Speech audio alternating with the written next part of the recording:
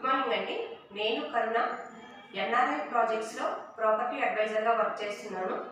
మా వెంచర్ వచ్చేసి urban towns, Warangal హైవేలో గట్కేసర్ సర్కిల్ నుంచి 5 కిలోమీటర్స్ డిస్టెన్స్లో ఏదులాబాద్ టౌన్కి పక్కనే ఉంటుంది. వెంచర్ 3 హైవేల connectivity. Vijayawada highway, Bhadrachalam proposed highway 2 kilometres ఉంటుంది.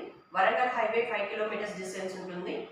ఈ వెంచర్ పక్కనే 2 కిలోమీటర్స్ డిస్టెన్స్లో మాదారం ఐటీ పార్క్ సెజ్ 400 ఎకర్స్లో ఐటీ కంపెనీ అండర్ కన్స్ట్రక్షన్లో ఉంది.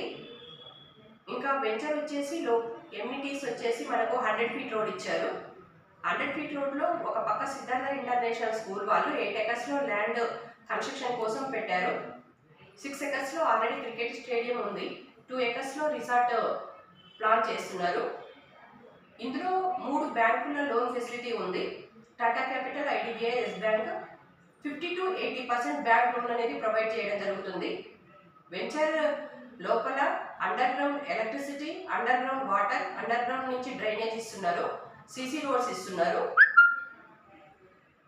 క్లబ్ హౌస్, అమ్మవారి టెంపుల్, మహాలక్ష్మి అమ్మవారి టెంపుల్, ఇట్లా చాలా ఎమ్యూనిటీస్ ఉన్నాయన్నమాట.